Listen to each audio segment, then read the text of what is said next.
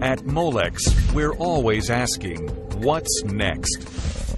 And when it came to power, the answer was clear. Higher density, more versatile connectors. So we created Extreme Power. With greater modularity, compact designs that improve airflow and thermal management, and some of the highest current capacities on the market.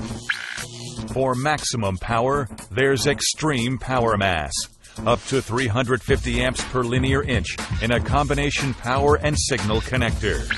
And for tight spaces, there's Extreme LPH Power, with an incredibly low profile. The Extreme Power line, another example of Molex innovation that comes from asking, what's next?